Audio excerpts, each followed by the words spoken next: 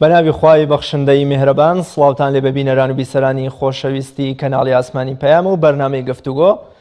لە هەرکوێ گەنجوانترین سڵاوی خوای گەورەتان لێبێت تەمەنای ژیانێکی پڕ لە ئاسوودەیی و دەروونێکی ئارام و جەستەیەکی ساغ و سەلامەتتان بۆ خوازم. داواکەین لە خوای گەورە وڵات و کۆمەڵگەکەمان وە کۆمەڵگەی مرۆڤایەتی لەو پەتا و ڤایرۆسەی کە لە ئێستادا بۆتە هەڕەشەیەکی جددی و مەترسیدار بۆ سەر کۆمەڵگەی مرۆڤایەتی بپارێزێ و کۆتایی پێبێنێ. ئاین چ ڕۆڵێکی هەیە لە تێپەڕاندنی کارەسات و ناخۆشیەکاندا تەوەری ئەم شەوی بەرنامەی گفتوگۆ دەبێت. بێگومان لە ئێستادا لەگەڵ گرتنەبەری تەواوی ڕێگە چارە و میکانیزمە تەندروستی و ئەمنیەکان دەرونی خەڵک بە جۆرێ لە جۆرەکان نائارامی و شڵەژانێکی زۆری پێوە دیارە. ئایا ئاین چۆن دەتوانێت ئارامی و ساغلەمی بۆ دەرونی تاکەکان بگێڕێتەوە و چۆن دەتوانێت ڕۆڵ بگێڕێت لە تێپەڕاندنی ئەو بەڵاو کارەساتانەدا؟ غاندی کە ڕابەری خەباتکاری گەلی هند بوو دەگێڕێتەوە لە یادداشتەکانیدا لە کاتێکا کە چووە بۆ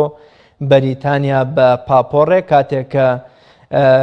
شەپۆلەکانی دەریا ئارامە بن سەرنشینانی پاپۆڕەکە سەرگەرمی کەیف و سەفا و خۆشی و ڕابواردنی خۆیانن هەر کەسە و بە جۆرێک. بەڵام کاتێکەوە بەرز و نزمی و هێرشی شەپۆلەکانی دەریا دێتە سەر پاپۆڕەکەیان هەر کەسە لە ئاستی خۆیەوە دەگەڕێتەوە بۆ لای هێزێکی ئیلاهی کە خوای گەورەیە و واز لە کەیف و سەفا و خۆشی و تاوانەکانی خۆی دەهێنێ. ئەمە غاندی دەگێڕێتەوە کە بە چاوی خۆی دیتوویەتی و ئاماژەشە بۆ ئاەتێک لە ئاەتە پیرۆزەکانی قورانی پیرۆز کە مرۆڤ زۆر جار لە کاتی زەرەر و زیان و ناخۆشی و بەڵاو ناهەمواریەکانی ژیانیدا پەنا بۆ لای خوای خۆی دەباتەوە و داوای چارەسەر تەنها لە دەرگای خوا دەکات. ئێمە بۆ قسەکردن لە بابەتی ئاین یا لە بواری ئاین چه ڕۆڵێکی دەبێت لە تێپەڕاندنی ئەم دەروونە ئاڵۆزەی خەڵک و ئەم دۆخەی کە تێکەوتون ڕاستەوخۆ دەچمە هەولێر لای بەڕێز زۆر بەڕێز مامۆستا عەبدولخالق ڕووناکی زانای ئاینی کە لە ستۆدیۆکانمان لە شاری هەولێر میوانی بەرنامەکەمانەوێ. مامۆستاگیان سڵاوی خوای گەورەت لێبێ، سپاس بەو کاتێک کە بە ئێمەت بەخشی. لەو پرسیارەوە دەست پێ دەکەم ئایا ئاین هیچ ڕۆڵێکی دەبێت لە تێپەڕاندنی ئەو دۆخەئاڵۆزەی کە ئەوەندەی پەیوەندی بەلایەنی تەندروستی و خۆپارێزیەوە هەیە لەوەچی ئەوەندە پەیوەندی بە خودی ئاین وەکو پەرستش و عیبادەت و گرتنەبەرێکی ئەوتۆوە نەبێ؟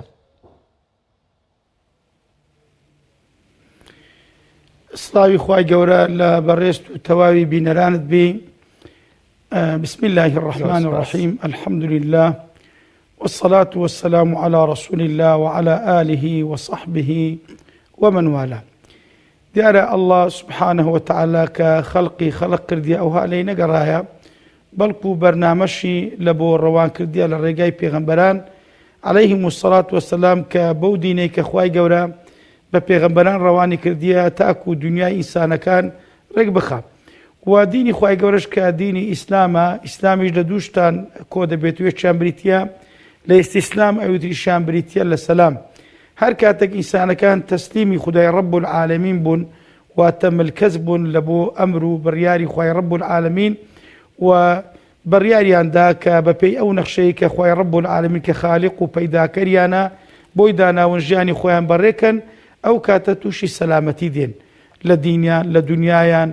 هەتا لە ڕووی تەندروستیشیان هەتا لە قەبر و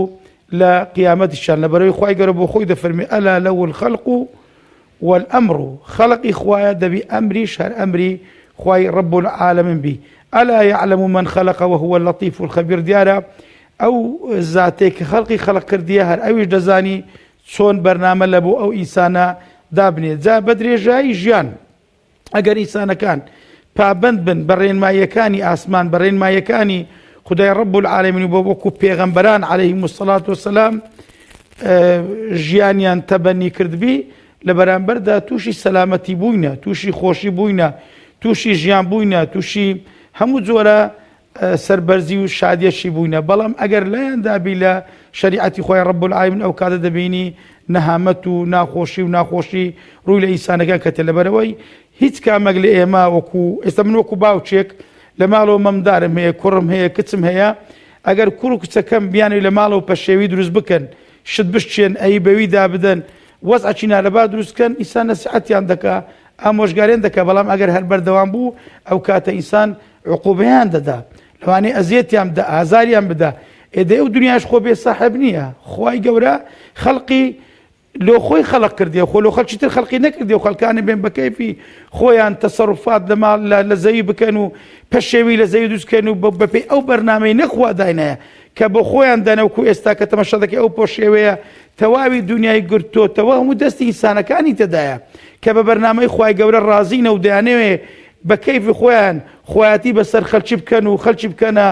نۆکەر و کلک لە بۆ خۆیان لێ لە بەرامبەردا دەبینێ هەموو شتە تووشیان دەبی ئەگەنا بەڕاستی خودای ڕەب العالەمین سیستەم و نیزامێکی ئەوەندە ڕێک و پێشی دانایە ئەگەر ئینسانەکان پێ و پابند بن ئەو کاتە تووشی سەلامەتی دنیا و قبر و قیامەتیان دەبن. زۆر باش مامۆستا لە ئێستادا زیاتر لە هەموو کاتێ تاکەکانی کۆمەلگە پێویستیان بە ئارامی دەرونی و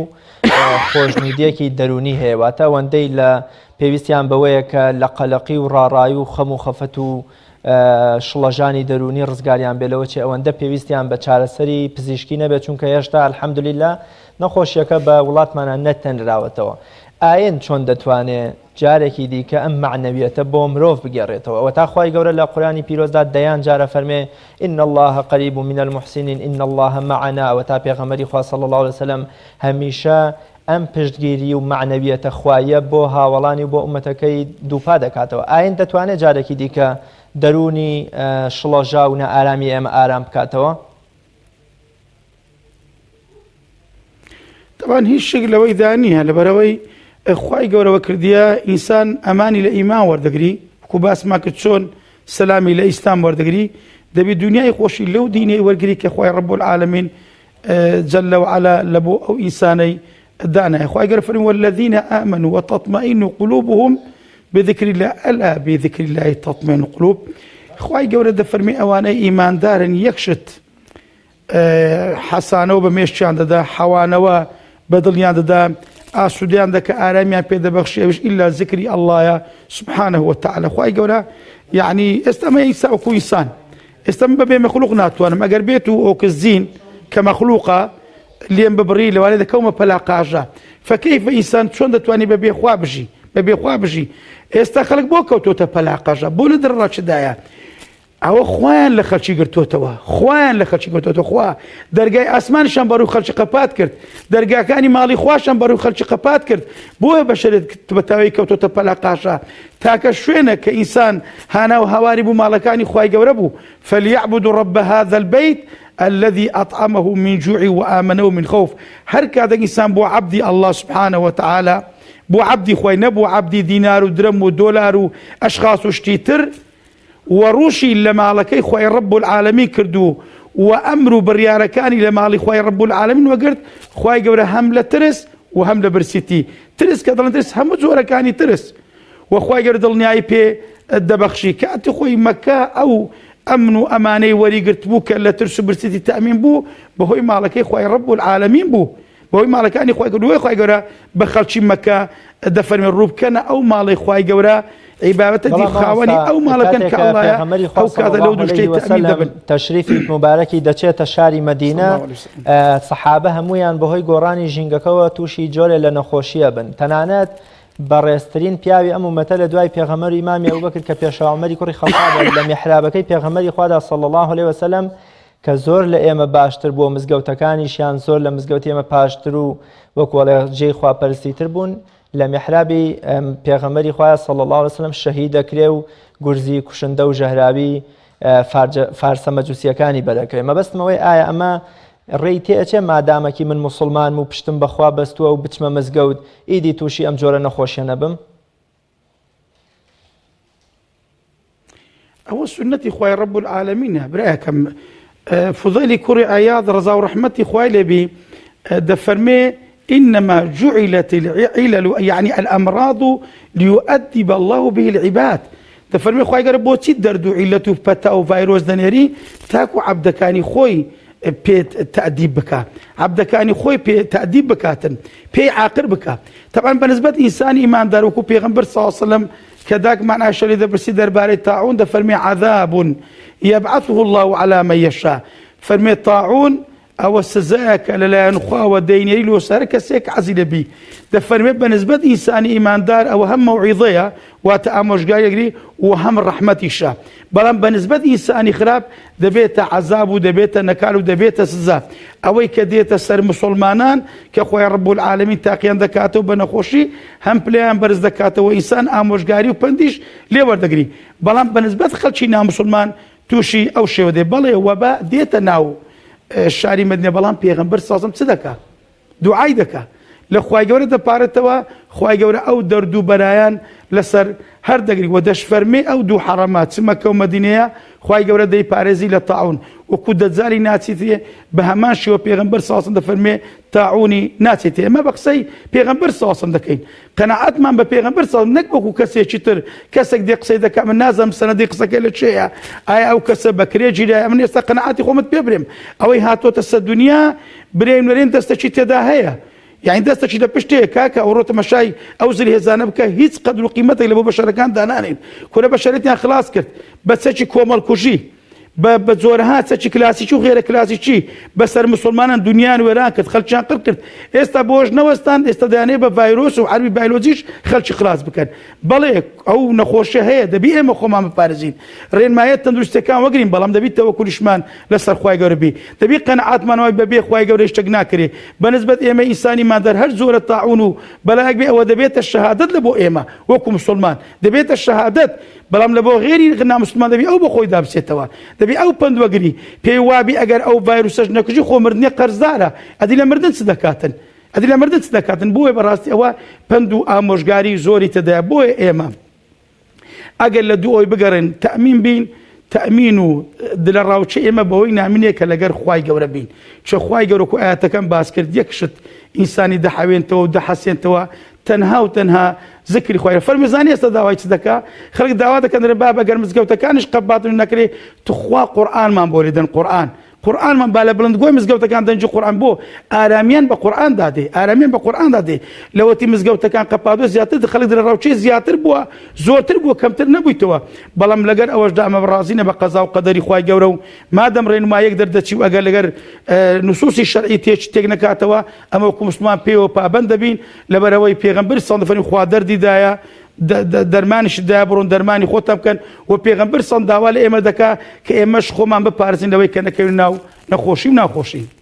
زۆر باش مامۆستا کەواتە زوهد و خۆپارێزی و پارێزکاری و گەڕانەوە بۆ لای خوا لەم بارودۆخە ئاڵۆزەدا تا چەند پێویستە ئێمە کاتێکە دەرگای مزگەوتەکانمان بەڕوودا داخراوە ناتوانین بەشداری تەنانەت کۆڕووکۆبوونەوە کۆمەڵایەتی و نەتەوەیی و خۆشیەکانی خۆمان بکەین لە بەهاراندا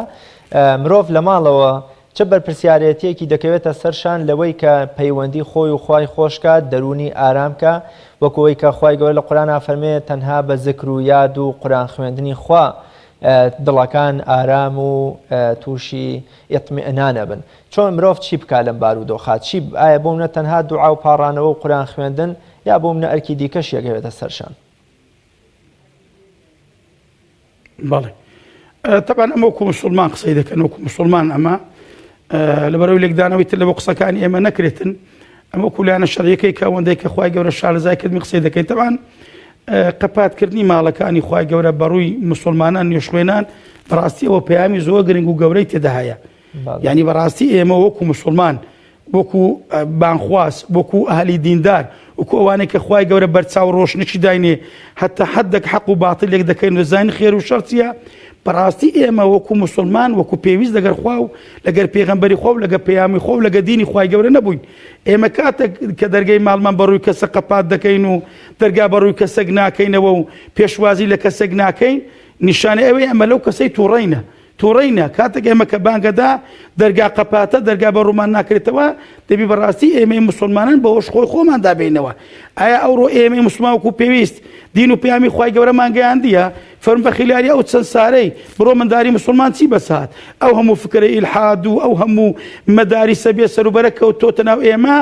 بە شوبهات و شەهوات بەربوونە گیانی ئەو خەڵکە کە ئەو خەڵکە سەری لێ تێک چووە سەری لێ شێوایە نە ئاگای لە ماڵی مایە نە منداڵی مایە نە لە قەبری مایە نە لە قیامەتی مایە وەکو ڕۆبۆرتەکی لاتیە کۆنتڕۆل کرا کۆنتڕۆلەکەشی بەدەستی خۆی نییە بەدەست ئەو لە هەری دەستێنی دای دەریشێنی ئەوە فترەکە خوای گەورە دەمانداتێک کە بچینەوە ماڵەکانمان لە ماڵەکانمان لەگە مندارەکانمان پەیوەندی خێزانیمان بە خۆت بکەین بە خۆداچنەوە لەگەر خۆمان بکەین و پاشان ئەوەش بەڕاستی دەتانی ئەمە ئیسفادەی لێ بکەین. گەورەمان یوسف کاتێک کە سزن دەکرێت کە دەکەوێتە سزن دەبن ئەو ڕۆژماڵەکان وەکو سزنێکی نهاتێ لە بۆ ئێمە. گەورەمان یوسف لە ناو سزن هەستا گۆڕانکاری کرد نەک لەسەر خەڵکی سزن بەڵکو لەسەر دەرەی سزن بەڵکو لەسەر تەواوی دنیا بەڵکو توانی باشترین پرۆژە پێشکەش بە کۆمەڵاتی بکە لە قات و قوڕیەکی ڕزگاریان بکە و کە اقتصادیان بەرز بکاتەوە. هەموو ئەوانە لە سزم بوو دەکریا و خەڵکەش لە ماڵەوە دانیشی بە خۆی دابستەوە و برێ باشە بۆ وام لێ دێ بۆ قەیران لەسەر قەیران ناخۆشی لەسەر ناخۆشی بۆ حەق و مافم پێشێل دەکرێت بۆ سوکاتی بە مقدساتم دەکرێت خەڵک بە خۆی دابنیشی لەگەڵ مندارەکانی خۆی قسەی بکات بە خۆداچنەوە بکەن بۆ ئەوی بتانن دووبارە شکۆی خێزان بژێڕینەوە. ئێستا دەزانی خێزانەکان وێرانن دەزانی پیا و حکومەتێکی سەر بەخۆیە ژن حکومەتێکی سەر بەخۆیە کوچ و کوڕ دەزانی کاتی ناخواردن دیار نییە کاتی خەوتن دیار نییە چوون نەدەرێ و هات نەژۆرێ. بەڵام ئێستا کە الحەمدوللا ئەو چەند ڕۆژە خەڵک کە گەڕایتەوە سە سفرا نێژەکان لە ماڵەوە دەکات دانیشتنی خێزانی دروست بووە سلێ ڕەحم زیاتر بووە دەکرێت ئێمە ئەوەی بکەینە وێزگەیەک بیکەینە مای ئەوەی کە بە خۆمان دابچینەوە ئەگەر ئێمە توانیمە وەکو خێزان خۆمان بگۆڕین خێزانیش لە کۆمەلگا پێکاتیە ئەو کەتەین تەواوی کۆمەلگا بگۆڕین. بەڵام گۆڕانکاری بە پەیامی پێغەمبەران دەکرێت و دیارە غێری پێغەمبەران چیان پێ نییە گۆڕانکاریان کرد ئەوان بەڵام خەڵکیان لە چاکە بەرەو خراپینە و لە خراپە بەرەو خراپتر و خراپتریش دەبن. بەڵام دیارە پەیامی پێغەمبەران سەلامی خۆیان لەسەربی ئەوان خەڵکی لە خراپەوە بەرەو چاکتر و بەرەو چاکترین و باشترینیش دەبن. و ئێستا کەش الحەمدوللا لەو واقعەیە کە هاتۆتە سەرێ تەمەشا دەکەی ئەوەی کە لە غەم و پەرۆشی خەڵکیە ئەوەی کە پابەندە بە ڕێنماییەکان زیاتر مسلمانەکانن ئەهلی مزگەوتن الحەمدوللا مزگەوتەکان پێشێلی ناکەن ڕێنماییەکان جێبەجێ دەکەن هەر مسلمانەکەی الحەمدوللا پابەندە مەبەستم پێ مسلمانەکە ئەهلی ئیلتیزامە. هەراوان دێن ئەوانێک کە قسەیان بە حاجی بە عومرەکاران دەگۆت و دەیانویست ڕێگری لە حەج و عومرە بکەن و زەربیان داشتە ئەوڕۆ هەر حاجی و عومرەکارەکانن دێن خەستەخانە دروست دەکەن و شێست قەلەوێرەی دروست دەکەن هەر ئەوان سەبەتەی خۆراک دروست دەکەن و دەگەڕێن بەسەر خەڵکی تەوزیع دەکەن. ئەدی ئەوانەی کە پاریان لە بۆ شادوان چی لە بۆ ئێمە کرد پاریان سەودای ڕەنگەکان ڕەنگات چی لە بۆ ئێمە کرد ئەو هەموو پارەی لە هونەرمەند و فەنانە سەرف کرد ڕەقس و سەمایان بۆ کردی چیان بۆ کردین. ئێستاش هەر مسلمانەکە خێری پێوەیە و نزای دەکا الحەمدوللا کۆشش دەکات دەستی لێ قەماوان دەگری ئەو زیاتر زۆتر پابەندە کە هەم بێ قانونی ناکا و هەم بێ شەرعیش ناکا. زۆر باش مامۆستا پێغەمبەری خوا صلی الله علیه وسلم باسی یا سەرگوزەشتەی سێ لە بەنو ئیسرائیلمان بۆ دەگێڕێتەوە کە دەچنە دەرودەشت و باوبۆران ناچاریانەکە بچنە ئەشکەوتێکەوە بۆ خۆپارێزی بەڵام بەردێک بەری ئەشکەوتەکە دەگرێ و ڕێگەی هاتنە دەرەوە و ڕزگاربوونیان لێ دەگیرێ. ئەم سێبەڕێزە هەر کەسە و کردەوەیەکی باش کە لەبەر خوای گەورە و بە ئیخلاسێکی باشەوە بۆ خوا ئەنجامی داوە دەیهێنێتەوە پێشچاوی و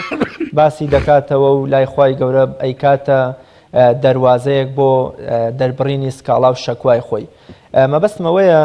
داوای ئەم بەڕێزانە و کردەوەکەیان کردەوەیەکی تاکەکەسی و بووە و بەڵاکەشیان کە هاتووەتە ڕێیان بەڵایەکی تاکەکەسی بووە. بەڵام لە ئەو بەڵاو پەتایی کە ڕووی کردوتە کۆمەڵگەی مرۆڤایەتی بەڵایەکی کۆمەڵکارانەیەواتە بۆ هەموو خەڵکە پێشچاوخستنەوەی کردەوەیەکی من یا جەنابەت یا هەر کەسێکی تر کە پێشتر لەبەر خاتری خوا و بە ئیخلاسێکی دڵسۆزانەوە کردومانە هیچ ڕۆڵێکی هەیە لە تێپەڕاندنی ئەم دۆخەنە هەموارەی کە باڵی بەسەر جیهانا گرتووە. بەڵێ تەماشک لەوەی دانیاوەی کە جەنابەت باست کرد لەوانەیە ئەوانەی کە لە تەمەنی من و پێشم نیش بزانن ئەمە کاتی خۆی کاتێک ئەوە نەسیحەتی باو باپیرانمان بوو باوکە بەڕێزەکانمان باپیرە بەڕێزەکانمان دای حەجیەکان لە ئێمەیان دەکە دەیانگۆڕۆڵە جان هەر کاتێک دەرگا بە ڕوود قەپات جا دەرگای ڕسق بوو هەر دەرگایەک بوو بڕۆ لە ماڵەوە تەمان کات یان مزگەوت یا ماڵەوە چ کردەوەیەکت کردیە لە خۆی ڕەب العالەمین بە درسۆزی بەو کردەوە لە خوای گەورە داوکە خوا دەرکە لێ دەکاتەوە بالفعل وامان دەکرد نەمان دەزانی ئەوە لەو حەدیسەی بەڕێزت هاتیە بەڵێ بەکردەوەی چاک ئەوڕۆ دەبی ئێمە هەموو خۆمان چاک بکەین لە گەورەی وەرە خوارەیە تاگچکە دەبی خراپەکانمان چاکەینەوە بەڵام بە دڵسۆزی بە پاچی بە خاوێنی خۆمان بگۆڕین خوای گەورە وەسعشمان دەگۆڕی. ئەگەر هەر کەس ڕاستە خۆمان دوور لە ڕیا دەست بە چاکەکاری بکەین لەگە داک و بام باش بم لەگە ماروم دارم چاک بم ئەو کەسێ دەسەڵاتدار و حکوومەتە لەگە ملەتی چاکبی و ملەتیش کەسێکی گوێڕایەلبی و فەوزەوی نەبی و پەشێوی نەنێتەوە ئاژاوە نەکاو ڕێنمایەکان جێبەجێ بکاتن ئەو کاتە خوای گەورە دەرکە و دەروی خێرمان لە دەکاتەوە. بۆیە ئەوەی بە دوعا دەکرێ بەڕاستی بە هیچ شتێک ناکرێ مامۆستای بەڕێز. بۆیە ئەو خەڵکە دەبی دوعا بکە و زۆر سەدەقە و خێر و خێرات بکاتن. ئەمە جێگای دەستخۆشی ئەلحەمدولیلا لە زۆر شوێنەکانی مسلمانان دەبینن 40 سەر و 50 سەر و 6 سەر و بگرێت تا 100 سەر ئاژەڵیان سەر دەبڕی و گۆشتەکەیان دەبەخشیەوە بۆی خوای گەورە ئەو دەردوو بەڵای دەفعکاتن. ئەو دەردوو بەڵای لەسەر ئێمە دەفع بووە. ئەمە چمان هەیە لە ڕووی تەندروستی ئێمە وەکو ئیتالیاینە وەکو ئەمریکاینە وەکو سین نەخێر ئەمە چمانێ مامۆستا پەسیوەکی دەگری دەچێ خەستەخانەی چانابیەوە پەسیوەک دەرمانەکە هەمووی ئەکسپایرە واللهی قەسەم بەوەی خوای گەورە ئەوە هەمووی دوعای مسلمانانە ئەوە هەمووی سەدەقەی سەدەقەکارەکانە کە خەڵکی ئالی دزان بەخۆ دەزانی جەنابەت خەڵکی نامولتەزیم پێشێرکاری ڕێنمایەکان دەکە فەرمودونیە پێرێ بوو لەسەر قەراتێ پێش هەموو کەسەکەەوەی بڕیاریشکان دەسەڵاتداران بوون 2000 خەڵکیان کۆ کردەوە هەموو تێکەراویان دروست کرد ئەو شۆکە لە سەعات 12 شەو ڕێیان لۆ خەڵکی کردەوە و ئەو خەڵکیان بەو دەشت و بەرێوە کرد ئەوان بۆی چادەبی ئەوە ڤایرۆسەکەی بە قۆت دەکا بەڵام مسلمانەکە هەردەستی خێر دەکا و سەدەقە دەکا و لە درنگانی شەو والله چاو بە فرمێسک دەپارێتەوە. ئەمە لە دوعای مسلمانان دەزانم لە خێر و سەدەقەی مسلمان زانم کە خوای گەورە ئەو وڵاتەی ئێمەی سەلامەت کردیە. بۆیە دەبی فەلیعبدوا رب هذا البيت سوپاسی خوای بکەین دەستی مسلمان و خەڵکی مزگەوت ماز بکەین هەر ئەوان بە دوعای وان و بە پابەندبوونیوان و بە ئیلتیزامی وان خوای گەورە پاشان خەڵکیش دەستەیە. ئەمە دەستخۆشی لە کارمەندەکانی تەندروستی و خەڵکانی تریش دەکەین کە دەستیان نەبووە و ماند و نەناسانە سوکس دەوان نییە بەڵام کە ئەوان چیان لە بەدەست نییە و چیان پێ ناکرێ وەکو پێویست خەلە لەوان نییە بەڵام هیمەتی وان و دوعای مسلمانان پێم وایە کاریگەری بۆ ئێستاش ئەمە زۆر دوعا بکەین لە خوای گەورە بپارڕینەوە مساڵحە بکەین شەڕە دەنوگ نەکەین سەنگەر لێکدر نەکەین دووبارە خەڵکی تووشی دووبەرەچی و چەندبەرەکی نەکەین ئەو نەخۆشیە هەمومانی کۆ کردەوە با دوای تەفرەقە نەکەین بە هەموو لایەکمان دەست ناو دەستێک دابنین و ڕوو بکەین خوای رب العالمین و ئەسبابەکانیش دەست پێگرین تاکو خوای گەورە لەو ئەزمەی ئێمە مسلمانان ڕزگار دەکات. زۆر باشە مامۆستا پێغەمبەری خوا صلی الله علیه وسلم دەفەرمێ خۆتان لە ئاگری دۆزەخ ڕزگار بکەن تەنانەت ئەگەر بە لەتە خورمایەکیش بێ. بۆیە قسەی خێر زەردەخەنە ئومێدبەخشینەوە ڕووی خۆش سەلامکردن و بەجێهێنانی پەیوەندیە کۆمەڵایەتی و سیلەی ڕوحمەوانە شێوەی پاداشت و کاری چاکەوە بۆ ڕزگاربوونی مرۆڤ. مەبەستمەوەیە لە ئێستادا خەڵکێکی زۆر لەوە چێ بەدەست نەبوونی و یان نەبوونی هەلی کار بۆ هۆی ئەوەی کە لە ماڵەوە گیرساوەتەوە هەلی کاری نەبێ و زۆر محتاج بێ. خەڵکێگەیە کرێچیە و خاوەن مڵکەکەشی دەسەڵاتێکی باشیە تا چەند لەم کاتەدا پێویستە مەردایەتی مرۆڤە مەردەکان دەرکەوێت لەوەی کە هەم لە بەشێ لە مافەکانی خۆیان خۆش بن و هەم بتوانن دەستگیرۆی ئەو خەڵکە هەژار و ڕەش و ڕوت و نەبووەش بکەن کە لە ئێستاە لە ماڵەکانە لەوە چێ ژەمی چەند ڕۆژێکی نەبێ کە خۆی و ماڵ مناڵی پێی بحەسێنەوە یا کاتی پێ بەسەر بەرن. طبعا دەستت خۆش بی لەوە پرسیارە طبعا الحەمدولله ئەو پەیامە مامۆستایانی ئاینی و خەڵکی خێرخواز و خەڵکی تریش هەتا لە حکوومەتیش ئەو پەیاماندا خەڵکی و بالفعلەوەش کاریگەری خۆی هەبوو خەڵکە دەورەمەندەکە کەتە خۆی و خەڵکە خێرخوازەکە کەتە خۆی کە الحەمدە بەڵام یعنی ئەوە چۆن دەکرێت ئەوە بە ڕەش و ڕوتەکان ناکرێ ئەو بە بازرگانێکی بچووک ناکرێ. پێشەوە حەسەنی بەسری ڕەزا و ڕەحمەتی خوای لەبی کاتێک کە چوونە خزمەتی ئەوانەی کە کۆیلە بن گوتیان ئەی پێشەوە حەسەن تۆ کەسێکی بەڕێزی قسەت کاریگەری لە خەڵکی هەیە بۆ ئوتارێک نادێ لەسەر خەڵکی وکەوە کۆیلەکان ئازادکەن و بەڵکو ئێمەش ئازاد دەبین لەو کۆیلاتی ڕزگارمان دەبی. وتی باشە بەسەر چاو هەفتە ڕۆیشت وەی نەگوت هەفتەی دووەم ئەو جا وتاری داوگوتێ خەڵکی کۆیلەکان ئازادکەن کۆیلەکان هەموو ئازادکەن جا ئەو پیاوە هاتە خزمەتی فەرمی خوا عەفوت کە بۆ عەفتەکەی تر باسن نەکرد بۆ ئێمە تاخیر کرد فەرمی وەڵڵاهی لەبەرەوەی بۆ خۆم عەبدم ئازاد نەکرد چم عەبدەکەم کڕی پارەم قەت کرد ئازاد بکرد ئەو زەت ڕووی ئەوم ببرێمە خەڵکی عەبدی ئازادکە. بۆی بەرزان دەبی جارێ لە گەورەکان دەست پێ بکەین با لە زەریبەی خۆش بن ئەو هەموو زەریبەیان هاشتۆتە سەر خەڵکی خەڵک باری زۆر زۆر قورس بووە ئەوان بارسوورچی لەسەر خەڵکی بکەن لەوانەوە بابێتە خوارێ ئەو جەو کاتی خەڵکیش هەر کەسە ڕاستە خۆی پێم وایە کاریێری بی و دەشبی ئەوەی بکەین ئەگەر نەیکەین ئەو کاتە وەزعی هەمومان خراپە ئەو مردنا لە بۆ من نییە لە بۆ هەمووانە هەمومان دەمری بۆیە ئەو پارە دەی لۆچە لە ڕۆژی ڕەشە ئەدێ ئەو پارەی هەموو سارە داکرایە وە 30 سارە ئەو پارە کۆ دەکرێتەوە ئەو نەفتە دەفرۆشترێ خۆ نەیان دایتە من و تو چی بەساتیە کاکە دەبینن کاکە بیدەنەوە خەڵکەی وەڵڵای دەتان لە هەر گەڕەکەی چەند خەستەخانەکیش بکەنەوە ئەمە داوا دەکەین لە دەسەڵاتدارەکان یەکەم جار ئەوانەی کە بەرپرسی گەورەنە چەند ساڵە لە موچەی باش لە داهاتیەوەی دەبن ئەو جە داوا لە خێرخوازەکانیش دەکەین ئەو کاتە ئێمەش هەرکەس ڕاستە خۆمان خۆ پێغەمبەرە فەرمووەکو جەناب باس کرد لەوانە جارێبی کەلیمەت طەیبە بە قسەی خۆش بەداخەوە ڕۆکەی ئەو قسە خۆشە ڕستی پێمان ڕەوا نابینن بڕۆ تەماشای ئەعلامەکان دەکەین ڕاگەاندنەکان دەکەی مونە هەندێکی بەداخەوە حتا قسەی خۆشی لۆ خەڵکی ناکەن زراوی خەڵکیان بردیە یەک لەو سەری دەمری دەرێمرد بابەوەی مردیەوە پیرن مردینە یعنی خەڵک بە مردنی خۆی نامری لە زیادی دڵی خەڵکی ئاسوودە بکەن ڕێنمایی بکەن بە خۆیان ببنە قودوەکی جوان بەس هەناوی خەڵکی بەردەنەوە بەڕوەچی خۆش دەکرێت بەڕوەچی خۆش دەکرێت بەلەتە قەسبێک دەکرێت ئەو کاتە هەمان هاوکار و دەستبار دەبین پێشم وایە ئەگەر وا بکەین بە زووتری کات ئەو ئەزمەی تێدەپەڕین و وەدەتان ببینێ نموزەتە جوانیش لە بۆ دەوروبەری خۆشمان زۆر باش مامۆستا هەمیشە لە دۆخە هەستیارەکاندا بەهۆی ڕیفراندۆمەوە کاتێ مەرزەکان داخرێن کاتێک کە داعش تا مەخبور و نزیک هەولێر دێ کاتێک کە کۆرۆنا باڵ بەسەر کۆمەڵگەی مرۆڤایەتیا کێشێ ئیحتیکار و شتشاردنەوە و گرانکردنی نرخی پێداویستەکانی ڕۆژانە بێتە سیما و مۆرکی کۆمەڵگە لە کاتێکا پێغەمبەری خوا صلی الله علیه وسلم نەفرەتی لە ئەوانە کردووە کە شت دەشارنەوە دوایی بە گرانەی فرۆشنەوە یان بۆ منە چەندین فەرمودەی هەیە لەو بارەیەوە مەبەستمەوەی کۆمەڵێ لە بازرگان و خەڵکی چاوچنۆکمان هەیە لە ئاوی لێڵە ماسی خۆیەگرێ هەر لە سەرەتای سەدەی بیستەمیشدا شێخ مەحموودی حەفید بە ڕەحمەت بێ بڕیارێکی ئیداری دەرەکا هەر بازرگان و سەرمایەدارێ لە هەوڵی احتیکار و شتشاردنەوەیە بێ ئەفەرمێ بیهێنن دوور بێ لە ڕووی جەنابەت و بینەران گوێی بە دەرگای تەویلەی ئەسپەکانەوە هەڵواسن بە بزمار دایکوتن ینی مەبەستمەوەی ئەوەندە شێخ مەحموودی حەفیدیش گرنگی بەمەداوە تا چەند پێویستە لە ئێستاە سەرمایەداران و بازرگانەکان و خەڵکانی دەستڕۆیشت و نەبنە بارگرانیەکی دیکە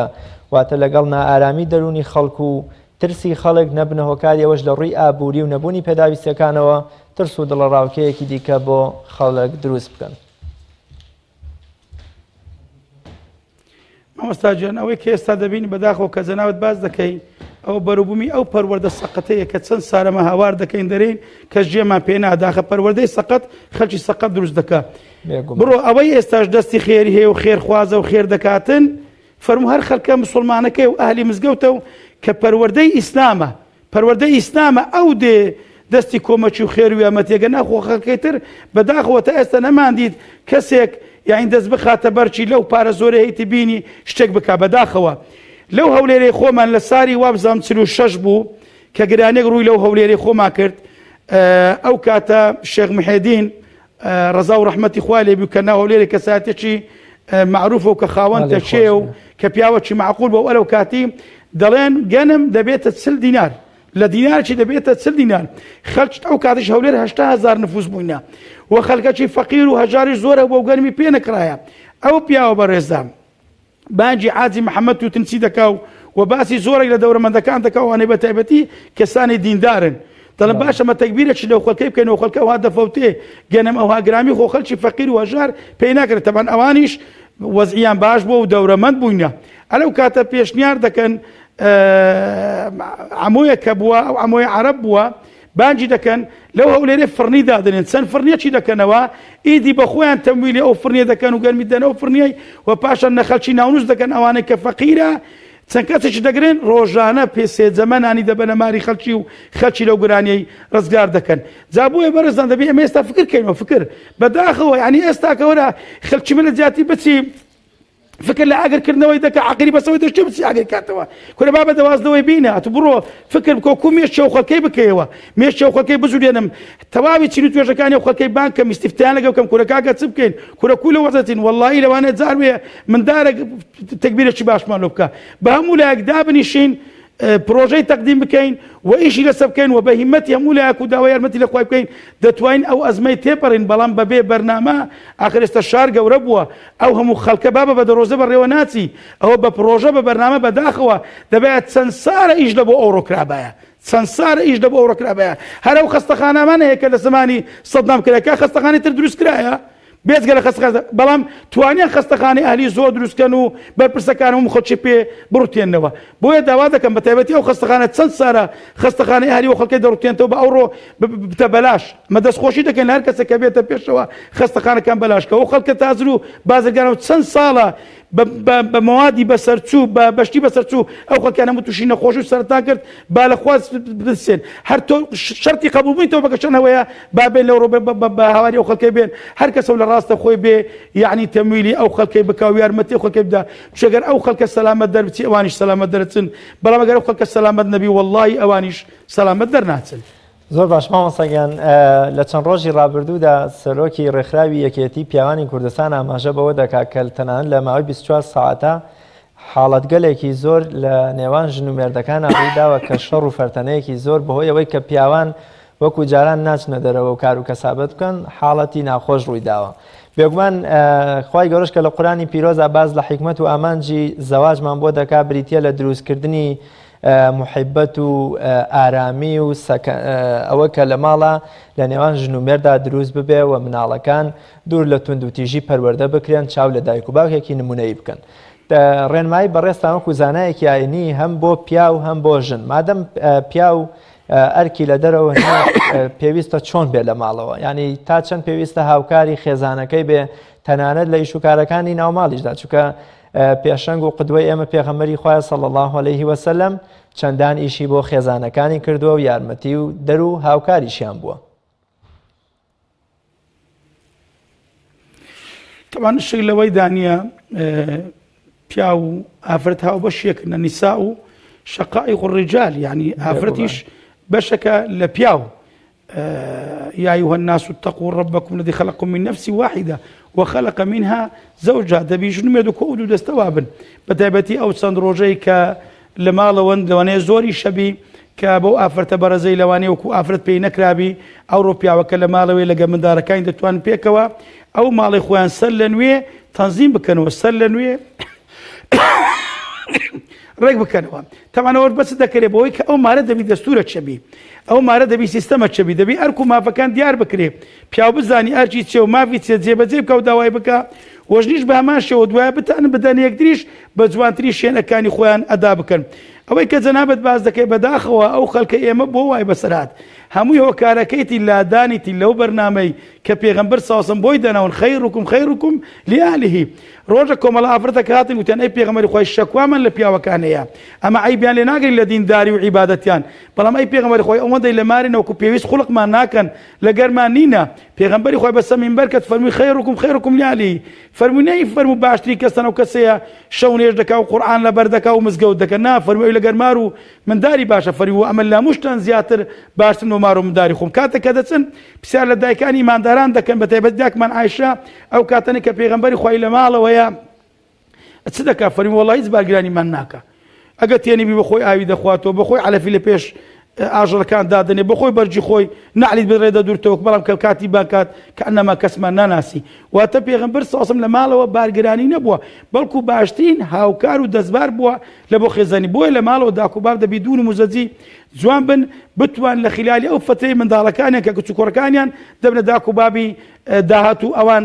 پند و عیبرەت لەوان وەرگرن طبعا دیسانەوە دەگەڕێتەوە بۆ ئەو پەروەردە سەقەتەی بەڕاستی جەنابەت دەتەماشا دەکەی ئەو ئیعلامە ئێستا من لەو لە ڕێگەی ئەو کەناڵی ئێوە پەیام هەیە لە بۆ خەڵکی وەڵڵاهی ئێوە لە ترسی کۆڕۆنا هاتوونەتەوە مارێ بەڵام وەڵڵاهی ئەو زنجیرە درامە و هەندێک بەرنامە هەیە کە ڕاستەوخۆ ئێوە بە دیاری دادەنیشن زۆر لە کۆڕۆنای خەتەرترە زۆر لە کۆڕۆنای پیسترە کە بەڕاستی وەزعی مالەتان تێکدا و دەشێوێنی بۆیە تەماشا دەکەی زۆربەی زۆری خەڵکی ئێمە دێت تەقلیدی ئەو موسەسەلاتانە دەکات دەیەوە مستەسەلاتانە تەقلید بکە بۆی ئەوڕۆ تەماشا دەکەی یعنی وێرانی هاتۆتە ناو ماڵەکانمان بۆی ئەم دەڵێن باشترین دەرفەتە ئێمە کە هاتینەوە ماڵێ هەر کەسە لە خۆی و لە مار و مداری خۆی دەست پێ بکە خۆمان بگۆڕن و خۆمان چاک بکەین ومێدم خوای گەورە ئەو کاتە وڵاتیشمان چاک بکە. ئینشاءڵڵا زۆر باش مامۆستا پێغەمبەری خوا صلی الله علیه وسلم ئاماژە بەوە دەکا کە دوو نیعمەتی گەورە هەن بەشێکی زۆر لە مرۆڤەکان لێی بێئاگان و بەتیایە بە خەسارە چنیانی مرۆڤەکان یا ئەوەی کە مەسەلەی لەش ساغی و بەتاڵیە لە شوێنێک دیکەشا فەرمێ سوود لە کەڵک و سوود لە 5 قۆناغ وەربگرن پێش 5 قۆناغی دیکە لە ئێستادا مەمەوێت زیاتر باز لە لەش ساغی و بەتاڵیەکە بکەم تا چەند کاتێکە ئێستا بەشێکی زۆر لە خەڵکی ناتوانن لە هەوڵی چنگخستنی سەرمایەی دنیایی و خڕکردنەوەی مادەیەکی زۆر بن لە دەرەوە تا چەند پێویستە ئەم بەتاڵیەی کە ئێستا لە ماڵەوە پێگوترێ کەرەنتینە ببێتە هۆی زیادکردنی خەرمانی قیامەتمان و کۆکردنەوەی سەرمایەیەکی زۆر لە خواپەرستی و پەرستش کە سەرنجام هەم دەروونێکی ئارام هەم خێزانێکی ئارام و لە سەرخۆ و ڕووخۆش و نەرمونیانیشمان بۆ دێنێتە کایەوە. طبعا ئەو کەرەنتینەی کە ئێستاکە دەکرێت کە وەکو چارەسەر بەکاردێ سپاس بۆ خوای گەورە یەکەم داهێنان بوو کە پێغەمبەر عەلەیهی سەڵات وەسەلام ئاماژەی پێکرد کە لە قەبەسەیەکەی حیجری سحیە واتە دابڕینی پزیشکی کە پێغەمبەر خوا فەرمی لە هەر شوێن و جێگایەکە گەپەتا هەبوو لێ دەرمەچوون ئەگەر لە دەرێ بوون مێنە ناوی تەمەن ئەو باشترین عیلاج و چارەسەرەتا لەو بەینانەی دکتۆرەکی ئەمەرێکیش فەرمووی ئەوە لە پێغەمبەری خوای لە بۆ ئێمە هاتووە دەبێ ئێمە سوپاسی پێغەمبەری خوا بکەین کە ئەو داهێنانەی لە بۆ ئێمە کرد. تەمان ئەوەی کە ئێستاکە خەڵک لە ماڵەوەیە دەستی بەتارە لەوانەیە ئێمە زۆرمان بەهۆی سەرقاڵ بوونمان خەریک بوونمان بەدەوامەیان بە ئیش و کارە نەپڕژانێ زۆر شت بەڵام دەکرێت دەتوانین ئێستا ئێمە بکەین. ئێستا ئەمە ئەوەندە کە لە ماڵەوەینا لەگەر خێزانی خۆمان مساڵحە بکەین لەگەر قورئانی پیرۆز ئەو قورئانێک کە لەوانەیە ڕەمەزان خوێندبمان ئێستا دەست بکەین ئەو قورئانە لەگەر ئەو قورئانەی بین ئەو قورئانەی بخینەوە لە خزمەت بزانین خوای گەورە لەرێ قورئان داوای سپیامەکەمان دەگەر لە غێر لە خزمەت سیرەت و ژیاننامەی پێغەمبەر بین عەلەیهی سەڵات وەسەلام و پاشان سوپاسی خوای وێ کە الحەمدولە خوای گەورە تەندروستێکی باشی دایتەمەوە سوپاس و دوعاش بکەین لەو کەسانی کە نەخۆشن کە تووشی ئەو دەردەی بوونەوە کە خوای گەورە شیفایان لە بۆ ڕەوان بکەوە پاشان دەکرێت ئێمە لە ماڵەوە ئەو کاتانەی کە دەستمان بەتارە زۆر شت بکەین کە یەک لەوانە خوا فەرمی وەجعەلوو بیوتەکوم قیبلە دەکرێت ئێمە ماڵەکانیشمان بکەین بە مزگەوت لە ماڵەکەشمان شوێنێک تەرخانکەین غورفێک بی یان شوێنێک بی بڵێن ئەوە موسەڵا و شوێنی نێژمانە وەکو عایلە پێنج فەرزە نێژی تێدا بکەین چێشتەنگاوی تێدا بکەین شەو نێژی تێدا بکەین قورئان دەکەین وەکو مەجلیسێکی شوڕاوە بیامرێن وەکو پەرلەمانێک وابی لە ماڵەوە ئەو عایلە دانیشتنی تێدا بکەین هەندێک قسەیەبی خەینە بەرباس هەندێک کێشە هەیە قسەی لێ بکەین کو عەلی بکەین گرفتەکانی ماڵە کو چارەسەر بکەین یان بەتایبەتی چۆن ئەو وەزعی هاتوۆتە سەرمان ئەو بارە ئابوورێکە کەوتۆتە سەرمان چۆن بتوانین بە ئاساندی شێوە بەڕێ بکەین پێم وایە دەتوانین زۆرترین ئیسفادە ئێمە لەو دەست بەتارێ بکەین کە ئێستاکە تێیدا هەیە بۆی بتوانین شتێک لە دنیای خۆمان بکەین وە شتێکی لە بۆ قیامەتی خۆمان بەڕێ بکەین. زۆر باش مامۆستا بێگومان ئەتوانین بڵین بەشی زۆری ئاین و ئاینەکەمان و ڕێنمایەکانی ئاینی پیرۆزی ئیسلام و فەرمایشتەکانی خوا و پێغەمبەر صلی الله علیه وسلم بۆ پاراستنی شکۆ و حورمەت و تەندروستی مرۆڤ یا ڕێکخستنی ژیانی مرۆڤ و ڕێکخستنی ژیانی مرۆڤە لەگەڵ ئەوانی دیکە واتە ئاین ئەوەندەی بریتە لە مامەڵە و لە ئەخلاق تەنانەت عیبادەتەکانیش بەشێکی زۆریان ئەچنەوە سەر مەسەلەی ئەخلاق و ڕەوشتی مرۆڤەکان ئەوەندە زیاتر پێوەست نییە بە پەیوەندی نێوان خوا و بەندەوە. مەبەستمەوەیە پێچەوانە کارکردن بە ڕێنماییەکان ئەوەی کە ڕێنمایە تەندروستی و ئەمنیەکان دەڵێن لە ماڵەوە بمێننەوە دەستان جوان پشۆن بۆ نمونە هەوڵ مەدەن ببنە بارگرانی بۆ خەڵکی دیکە ئەگەر گومانێ لە خۆ دەکەی بڕۆ خۆت تەسلیمی لایەنە پەیوەندیدارەکان بکە ئەمە تا چەند گوناهبار بوونە بەوەی ئەگەر مرۆڤێ پێچەوانە بجوڵێتەوە یا بێتە مایەی مەترسی و نەخۆشی بۆ ئەوانی دیکە تا چەند مرۆڤ پێی تاوانبار دەبێت. طبعا ئەو ڕێنمانەی کە دەردەکرێت چی ڕێنمایی ئەمنیە و چ ڕێنمایی تەندروستیە ئەوە پێویست دەکات لەسەر مسلمانان بە دەرەجەیەک و خەڵکی تریش وەکو هاوڵاتی هەموو لایەکمان پێوە پابەدمی تەمان ئەو پەتایە کە هاتۆتە ناو ئێمە لەبەرەوەی شتەکە وەکو دەرەم وایەواتە دەگوازرێتەوە ئێستا دەڵێن نەک لە ڕێگای دەست بەڵکو لە ڕێگای هەواش ئێستا دەگۆزرێتەوە بۆیە دەبی ئێمە لەبەر سەلامەتی خۆمان و خانەوادەمان و خەڵکیش دەبی ئەو ڕێنمایانە جێبەجێکە لەبەرەوەی لا ضەررە وەلا ضیرارە حەدیسی پێغەمبەر صلی الله علیه و سلم نە زەرەر بە خۆم دەگەینم و نە زەرەر بە غێری خۆم دەگەینم ئەگەر ئێمە لە ماڵەوە ئەگەر ئەندامی خێزانێک 15 نەفەر بی چاردەی پابند بن یەکیان پێوە پابند نەبیتن ئەو کاتە هەمووی توش دەکاتن ئەگەر بێت و گەڕەچێک توش بی شارێک توش دەکاتن بۆی ئەو کاتە لەسەر هەمومانە ما لا يتم الواجب إلا به فهو واجب لەبەرەوەی ئەو ڕێنمانە کە دەردەچی ڕێنمایی تەندروستینە و هەمووشی لەگەر حەدیسی پێغەمبەری خوای جێ دەکاتەوە بۆیە من پێشنیار دەکەم یعنی دەبای ئەو ڕێنمایە تەندروستیانە هەمووی لە حەدیسی پێغەمبەر هاتی صلی الله علیه وسلم مەسەلەی دەست شوشتن نەرەوە نارەن دەستنێژی بشۆن کاکە ئەمە ڕۆژێ چەند جار دەستنێژی دەشوین ئاو لە دوورکردن ئەمە لەگەر هەر فەرزەکی دەستنێژی 3 جار ئیستیشتاق و ئیستیساری ناکەین ئاو لە دەومان وەرناکەین ئەدی تارات ناکەین ئەوە هەموو لە حەدیسی پێغەمبەر هاتیە کە پێغەمبەری خوای هەر کاتێک ویست بێ ئاو بخوا نان بخوا لە پێشی لە پاشی دەستی دەشوشت پێغەمبەر صلی الله عليه وسلم سیواکردن هەموو ئەوانە ڕێنمایانە لە دینی ئێمەدا بریا ئەو ڕێنمایانە وەکو حەدیث لەبەرەوەی خەڵکی ئێمە مسلمانە زیاتر پابەندە بە شریعەتی ئیسلام و شتێکێک لە پێغەمبەری خوای هاتبی زۆری پێخۆشەوە پاشان با بزانین ئەلحەمدولە دینی ئێمە دینی پاچیە کاتێک کە خەڵکانێک بوون بە ناوی قورئانی و عەقلانی زۆریان مولحیدەکان تانەوتە شەریان لە ئێمە دەودانگوت غەرب چوە سەرمانگ تازە بە تازە ئێوەش کتابی تەهارە و پاکبوونەوەی دەخینن ئەدی خێرە ئێستا نەوان لە سەرمانجی هاتوونەتە خوارێ و ئێستا باسی پاک و خاوێنی دەستنێژن بۆ دەکەن ئەوەی کە ئێستا ڕێنمایە تەندروستەکان دەڵێ ئەو هەزار و قوسور سال ئیسلام بە ئێمە دەڵێ ئیسلام بە ئێمە دەڵێ کەواتە پاک و خاوێنی الدین تنظف فإن الإسلام نظيف ئەوە داواکاری پێغەمبەرە صلی الله عليه وسلم کەواتە ئێمە دەبی ئەو ڕێنمایانەی کە دەردەچین ڕێنمایی شەرعی ڕێنمایی تەندروستی و ڕێنمایی ئەمنی لە پێش هەموو کەسێکی ئەوانەی کە لە دەسەڵات دەر و نابی ئەوان پێشکالکاری بکەن دەبێ ئەوان ڕێز دەبڕیاری خۆیان بگرن و پاشان ئێمەش هەموو لە یەکمە لەر ئاست و مستەوایەکین دەبی پێشەرکاری بکەن من وەکو مامۆستایەکی ئاینی پابەندم بەو ڕێنماییانە لە ماڵی خۆم ناچمە دەرێ تێکەڵاوی خەڵکی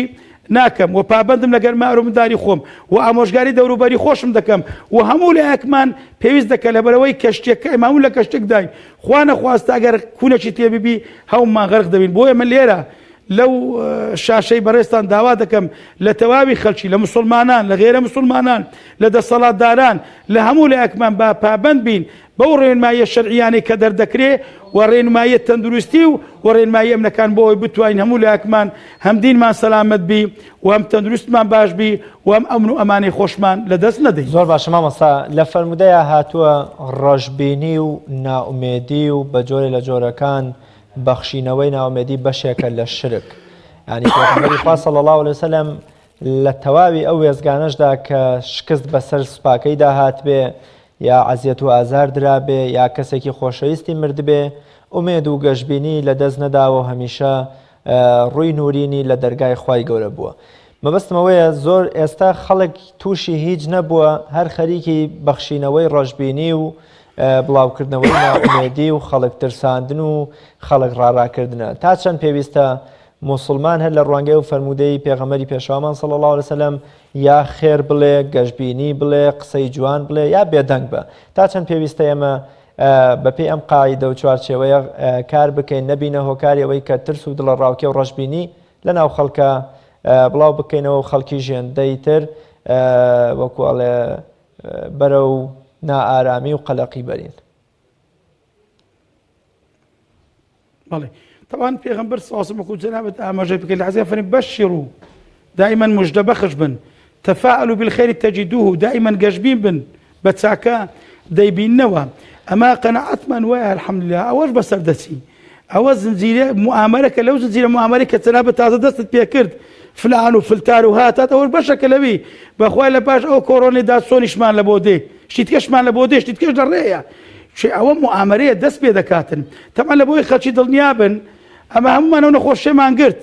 چیان لە ئێمە بەر لەوەی ئەوەی ئیعلام بکەن دەڕۆژ لە مارێ نەکەتین وەڵڵای ئەوەی کە باز دەکەن وەکو مواسەفات کە ئەو ڤایرۆسە هەیە هەمومان تێماندا بوو دەڕۆژ لە مارێ کەتین سەرمانێشا تەنگە نەفەس بووین ئارەقەمان کرد بە عاردی وەنووسین عیلاج چارەسەرەکەین بەڵام هەمووشمان چابووینەوە ئەو کۆڕۆنەیە کە باز دەگەن خەڵک هەموو گرتی والحەمدولله لێش دەرچوین ئەمە الحەمدولله وەکو موسڵمان منەعەمان هەیە الحەمدولله خەڵکی تریاک دەخوا خەڵک عەشیشەی دەخوا عەرەقی دەخوا جگەرەی دەخوا منەعەی لە دەست دەدا پێدەمری بەڵام الحەمدولله ئەمە ئەو دەردە پیسە پێم وایە گرتمان بەڕێش ماگەت الحەمدوللا بە سەلامەتیش دەرچوین ئەو مواسەفاتە باز دەکەم بەخوای لەو کۆخە و کۆخەیش کەوتە هەموو گرتمانەوە نەخۆشە بەسەر چوو تەبەن ئەو شتەش ئەوها گەورە نەکەین ئەو ترسەی خەڵک لە ڤایرۆسی ئەوە شرکە پێت برێم پێتان برێم چ ئەو ترسەکی عەقەدیە ترسێکی فتری نییە خەڵک ئەو ڤایرۆسەی لە بووی تەخوا ئەوەندە تەقوای لە ڤایرۆستی خۆندە تەقوای لە خوای ناکە يعني خلق أوندا حساب له فيروس خوندا حساب له بو خوای ناکە وەرە بە ئەمری خوای دەبوو خۆی نەپێچە خۆی بدانە پۆشت ئەو ڕۆکە ترسی ڤایرۆس بێ هەموو سەرومنی خۆی داپۆشتیە خەڵک بوویتە قیامەت لە بەرێکتر هەردێ ئەو ترسەی خەڵکەیەتی لەو ڤایرۆسەی ئەوە لە دین و عەقیدەی ئەوە شرکە خوا پەناماندا خەڵک لەسەری بمبەری هەتا لۆ ئینسان ئەمە ترسمانی بەڵام بەو شێوەی ناکە ئینسان شتەکەی لە خۆی گەورەتر. زۆر باشە زۆر بە کورتی هەر مەبەستم بوو ئەم پرسیارە بکەمە کۆتا پرسیارم دوێنێ یام ئەمڕۆ لە تۆڕە کۆمەڵایەتەکاندا وێنەی بە لێشاوی خەڵک بۆ خۆشی دەربڕین و یەکەم ڕۆژی ساڵی نوێی کوردی مابینی کە ئەچنە دەرەوە واتە خەڵک لەم هەموو ترس و دڵە ڕاوکێ و نەخۆشی و مەترسی بڵاوبوونەوەی ڤایرۆسەکەدا لە خۆشی و کەیف و سەفای خۆی ناکەوێ و هەر دەڕوا بۆ دەرودەشت و هەزار ڕێگریژە بێ ئەو هەرە دووە ینی باوەڕ دەبێ خەڵک دەگوترێ پێش نوێژی بەیانی لە شار دەرچووە و دەیەوێت سەعاتێکی ئەم شەو بگەڕێتەوە هەر ئەو فەرمودەی پێغەمبەری خوا صلی الله علیه وسلم کە ئەگەر دوو پۆل خەڵک لە ناو کەشتیەکا بن چینی خوارەوە دەڵێن بۆەوەی عەزیەتی ئەوانەی سەرەوە نەدین با ئێمە کونێ بکەینە کەشتێکۆ لێرەوە ئاوی خۆمان چنگە خەین ئەگەر ئەوانەی سەرەوە دەستیان نەگرن هەمویان بە جارێک نوقم و نغرۆ بن تا چەند پێویستە ئەوانەی کە دڵسۆزی خەڵکن لە زانایان لە هێزە ئەمنیەکان لە میدیاکان لە ئەوانەی خەڵکی دیکە ببنە هۆکارێ بۆ ئەوەی زیاتر خەڵک لە ماڵەکانی خۆیان بمێننەوە و ئەگەر من دڵنیا بووم لەوەی کە دراوسێکەم ڕۆشتۆتە نێو قەرەباڵغیەکی زۆرەوە تا چەند پێویستە لایەنە ئەمنیەکانی لێ ئاگادار بکەمەوە. تەوان مامۆستاجان خۆی لە خۆی شتێکی زۆر هەڵە بوو بەڕاستی یعنی ئەوە عیبەکی زۆر گەورە بوو یعنی وەی لات خەڵک لەو نەخۆشی کۆڕۆنەی بە گومان کەوی بە گومان کەوی یعنی خێرە ئەگەر کۆڕۆنە هەیە ئەو قەرەبارغی و ئەو ئیعازدان و ئەو سەیتەرەکردنەوە بەڕووی خەڵکی لۆ يعني نوعا ما خۆی لە خۆی گومانێکی لەگەڵ خەڵکی دروست شتێکی زۆر کرد بوو لۆجە ناوی مامۆستا ئێستا گەرم مزگەفتی بکەمەوە خەڵک بەلێ شاو نایەتە مزگەوتێ ئەگەر ئێمەی مامۆستا ڕێنماییەکان بشێنبرێنە خەڵکی وەرنە مزگەوتێ چمە خەڵکەم نایەتە مزگەوتێ خەڵکەم ناستە حەڕەمی مەکەی و دەچی بەڵام ئێمە بۆ ئەوەی ناکەین لەوەرەوەی ئێمە پابەندین بە ڕێنماییەکان نابێ ئێمە ڕێنمایی بشێنین بەداخەوە یعنی ئەوە شتێکی زۆر هەڵە خەڵک نەدەچوو بەڵام کە ئاگریان کردەوە و خەڵکیان کۆ کردەوە گوتیانە خەڵکی لە 12 شەوێ کە ئەنەما و ڤایرۆسە دەخەوی هەتا 5 بیاین لۆتانێ ئەو خەڵکە ئەوجە ڕۆیشت و پێشیان گوتن تا 12 شەوێ ناتان بێنەوە ئیعازیاندا خەڵکی مامۆستا ئەگەر ئیعازیان نەدابایە خەڵکی ڕێنماییەکەیان نەشکاندبایە لە شکۆی ئەو قەرارایان نەدابایە ئەوڕۆ خەڵک نەدەچوە دەرێ وەک گوتم ئێستا وەرە ئەمام مامۆستایان برێن وەرە مزگەوت دەکەنەوە بزانە خەڵک مزگەوت پڕ دەبیانە بۆیە ئەوە شتێکی زۆر هەڵە بوو و ئەوەی کە توش هەڵە بوو بە تایبەتی زۆر جار مسلمانان دەڵێن ئەدی بۆ خەڵک بابە ئێمە خەڵکی قیاس ناکەین بە خۆمان ئەمە شتێک کە الحەمدوللا پێمان شەرع و پێوە پابەند دەبین نەدەبینە مایەزەرە لەو خەڵکی نەخەڵکیش و ئەو خەڵکی کە توشە بەڕاستی گونەحبار بووە ئەو قەرەبارەکەی دروست کردیەوە ئەوانەی کە بوونە هۆکار و ئەو بڕیاریان شکاند و لە شکۆی ئەو بڕیارەی ڕێنماییەکانیاندا ئەوانیش دەبی تۆبە بکەن ئەوانیش بەڕاستی گونەحبار بوون و داوای لێبوردن بکەن داخۆ لە خیلالی ئەو تێکەراوەی ئەو ڕۆکەمە خەڵکی نادەچێنین بەڵام داخۆ چ براوی تۆ بۆیە تەمەشای ئەم بەرەوەی بێمەکە جەنابتان لە تەلەڤیزۆنی دیتم لە ئەخباری وەزیری تەندروستی يعني حالەتێکی زۆر خراپی ڕەوان گەڕێت کرد تی لەوانەی لە گۆڕەکان هەموو براو بیتەوە دوا بە دوا ئەوەی ێ باشادی بۆ خەڵکی